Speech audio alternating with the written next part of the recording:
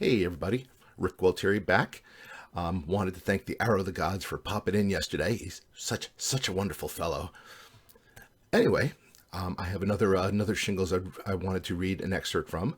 This is The Sober Slayers, which is Shingles book 21. Yeah, we're nearing in on 30 Shingles titles at this point. It's kind of crazy. But this was kind of a chance for me to play around with the game lit genre. Something a lot of people have kind of asked me to write in ever since this one story I posted way back in Pop Tart Manifesto. But the reality is I'm not really interested in diving into this genre full time as kind of for a series or so. At least not yet. Not to mention my fellow Authors and Dragons members. We got Robert Bevan and Drew Hayes between Caverns and Creatures, NPCs, Spells, Swords, and Sorcery. They're already kicking ass at this. But Shingles is kind of a way for me to jump in there with a short story, play around with a genre that I haven't played around with too much, and without necessarily committing too much, but also a chance to have some fun with it. This one interesting bit of trivia: the main game system in this is Heroes and Harpies, which this is not the first time this game system shows up in something I've written.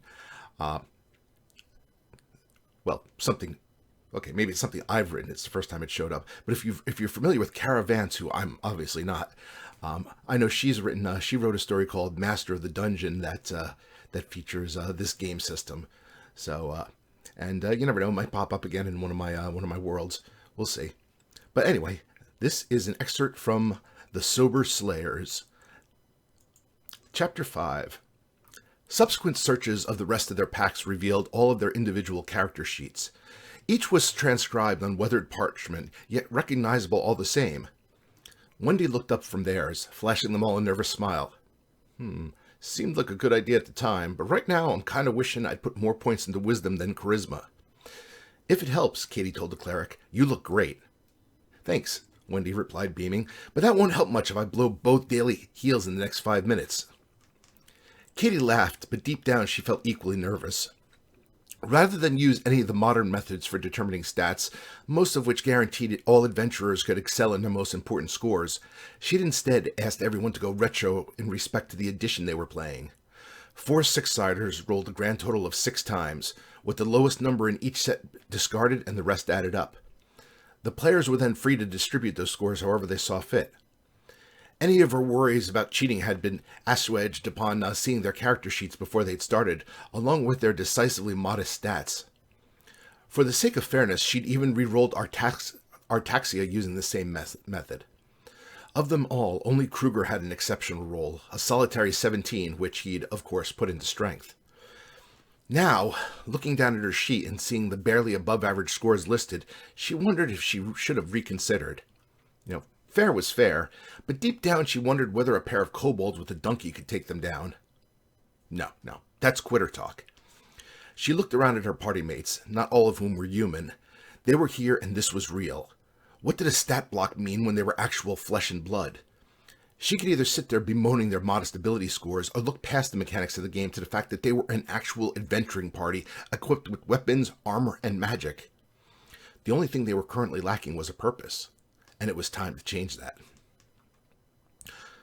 Are you sure we should be moving around? Jill asked, her eyes darting every which way on the dirt road they'd followed. I mean, maybe whatever sent us here will send us back if we wait where we woke up. Sanjay mumbled something from beneath the hood of his cloak, drawn tight to protect his sensitive eyes from the sun. What was that? Katie asked from their vanguard. After all, she reckoned, as a paladin, it was her duty to lead the way. Buddy added, Yeah, speak up, man. I can't, Sanjay croaked only a bit louder. It's part of my character background. Assassins from my clan slit my throat and left me for dead. I guess I know who's not getting a watch when we set camp, Katie thought. And what if waiting doesn't work? Wendy asked, addressing Jill's concern. Then what? We sit there until our rations run out? Listen, Katie called back to them. I don't know how we got here, and I don't know how to get home, but we're here now. We're adventurers, so maybe we should do what adventurers do. Find a quest and complete it. Yeah, Buddy said, acting in his usual capacity as her wingman. That's how this stuff works in the movies. We figure out what blight is threatening the land, smite it, and as a reward we get sent back home. And should that not work? Sanjay asked. Wendy actually chuckled. Then we end up with some gold in our pockets, just like real adventurers. And I keep getting to look like this. Excuse me. That drew a few cheers of, "You go, girl," from the group. Okay, Jill said meekly, "if you guys say so." Katie fell back a few steps to talk to her. Listen, I know you're scared. We all are. But until we all know more, let's just roll with this. Think of it like Halloween. It's a chance for us to be someone else, the heroes we have inside of us. Jill appeared to think about it for a moment before finally attempting a smile. Okay, if you say so, and maybe you're right. This really isn't so bad.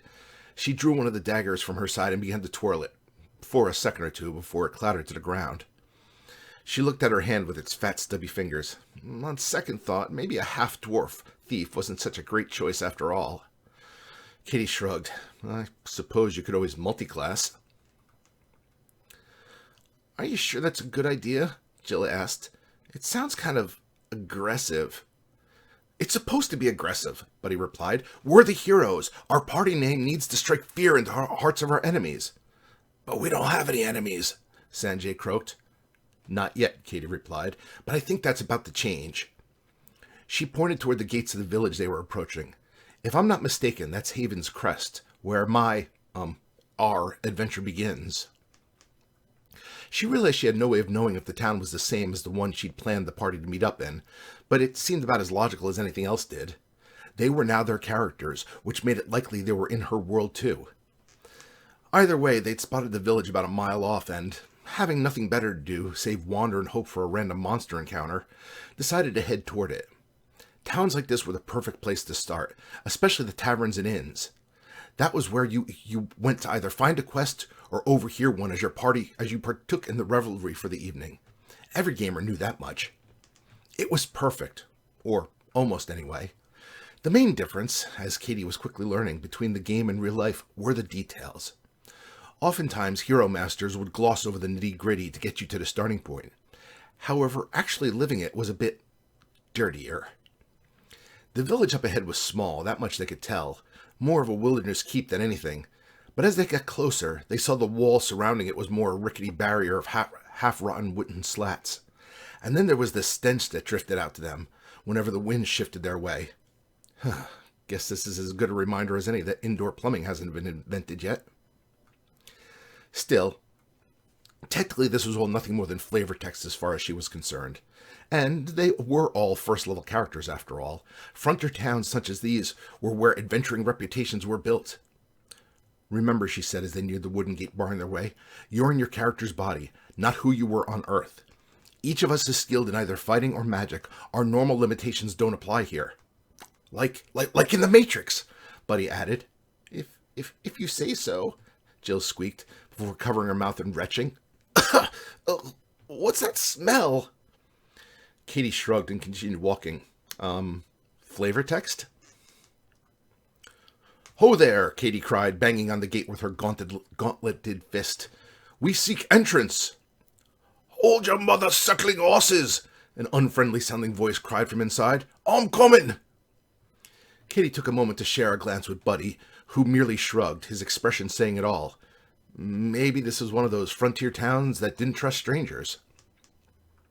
The gate was unlatched from the inside, and a grizzled old man stepped out. He had an unkempt gray beard and was dressed in cracked and dirty leather with a rusty sword by his side. He took in the group with narrowed eyes, but then his expression softened when he laid eyes on Katie and Wendy, breaking into a broken-toothed grin. Ho there indeed! It's about fucking time! Madame Morbone's been waiting for you two! Just don't tell her you've been traveling with these sons of bitches. She's liable to tan your hides if she finds out you offered your service to these whoremongers for free. Excuse me? Wendy asked. You can't go spreading your legs for just any fuckers you meet on the road. Ain't no way of knowing if any of them got crotch rot or not. Madame Morbone expects all the new girls to be clean, you know. There came a pause as the group shared a collective glance. Then Katie turned to the guard. I think there's been a misunderstanding. We're not here for any madam. You ain't? Then what the hell are you wasting my time for? Katie took a point. took a breath, lowering her voice for dramatic purposes. Slayers of Evil. Slayers of Evil? What's that? Some fucking minstrel band? What, you got loot shoved up your assholes or something? We're not minstrels either. Yeah, Buddy added. Bards weren't added to the game until the 6th issue of Harpy magazine. Duh, everybody knows that. The old guard stared up at the barbarian. Uh-huh. I'm gonna assume they hired you for your muscles, not your brains. He hawked up a thick wad of phlegm and spat it at their feet. So, what was that name again? Slayers of Weasels? Slayers of Evil, Katie corrected. I'm Artaxia Greenpeace, warrior of... Am I supposed to care? Katie was at a loss. This was definitely not what she'd planned for the campaign. Maybe we're starting off on the wrong foot here. Who are you, good sir, and what fine hamlet do we find ourselves standing before? Oh, so you're lost. Why didn't you just say so, you daft harlot? Name's Balsack. I'm the day guard here at Whore's Crest. Excuse me? Whore's Crest? Balsack? Buddy likewise added. You got shit in your ears? That's what I said. Wendy stepped forward. And why is it called that? Balsack shot her a lecherous grin. I'll show you for 3 copper. Think I'll pass, man. Fine, have it your way. Anyway, since you lot seem stupid, I'll tell you for free. Horsecrest is the way station along the Great Merchant Road between Irondale and Gorge Deep, and it's called that for obvious reasons. Travelers stop here for 2 things, to get drunk and fuck. 3 if they choose to do both. So which are you here for? Kitty glanced back at her fellow adventurers. Sanjay and Wendy looked shocked. Jill looked positively horrified. Only Buddy seemed to be taking it in stride, as if contemplating his answer. She threw him a glare, then turned to address Balsack again. None of the above. We're here to find a quest. A quest? Yes, surely you have need for heroes. Well, yeah. I already told you about Madame Morebone. 2 of her girls picked up lich rot from some wizard and ended up shitting themselves to death. So she needs a couple of heroes to... Not that kind. Look, just point us to the nearest inn, okay? Very well. That'll be a copper apiece. There's a toll to get in? Got a problem with that? Balsack replied with a grin. Fortunately, they all had some coin on them. The first edition rules weren't generous about starting gold, but they at least ensured new players didn't have to spend their first 2 levels begging. Katie handed over hers as Balsack moved down the line to collect from the rest. He took Buddy's, then Jill's, before lingering a bit too long leering at Wendy. Finally, he got to Sanjay, where he quickly put a hand on his weapon. There a problem? Katie asked, but Balsack ignored her. Take off your hood, boy, now! Sanjay lifted his head and did as told. A fucking black elf! Balsack cried, again spitting on the ground. We don't need your kind here. He's with us, Katie said. It's all good. He's renounced his clan's ways. Sanjay threw a look of gratitude. What she said. Balsack turned toward her, focusing on the symbol of Fodor hanging from her neck. Or her breasts. It was hard to tell which. You're actually vouching for this thing? I am. I swear it on Fodor's name. Balsack's face wrinkled in disgust, and he glared hard at her. But at last he nodded and took Sanjay's coin. As he stepped aside, he muttered something under his breath that Katie didn't catch. However, apparently Wendy's elven ears were sharper than hers, for they turned and laid into the guard. You better not have said what I thought you said, because I am not tolerating that racist crap, no matter what world I'm in. Uh-oh. Balsack narrowed his eyes at her. Just speaking the truth, nothing more. What did you say? Katie asked. Just that I don't appreciate filthy diggers in my town. Wait, diggers? Hells yeah, just look at 'em. You know the type. Spend all their time down below in their heathen caves, crawling around in the dirt. Ain't no one on the surface got any use for a digger. For a moment, Wendy stared at him. Then they shrugged their shoulders and continued on into the town. Sorry, man. Thought you said something else there for a second there. It's cool. And there you have it. A brief excerpt from The Sober Slayers, which kind of plays around with the whole concept of lit RPG. In this case, a group of let's say serious gamers get thrust into a game world that's a little less serious than they are, and a little less clean, if you will. And there you have it. So a little bit of game lit for you guys. That once again is Sober Slayers, which is Shingles 21, and as usual, it's available for Kindle Unlimited, and let's see here. This I believe this is Shingles Audio Collection Volume 3, narrated once again by the awesome Cal Wembley and equally awesome Cassandra Miles. So check that out on Audible or iTunes. And for right now, I'm Rick Gualtieri, and I'll be back with, I think I have one more to do. So for now, this has been the Sober Slayers, and I'll talk to you again real soon.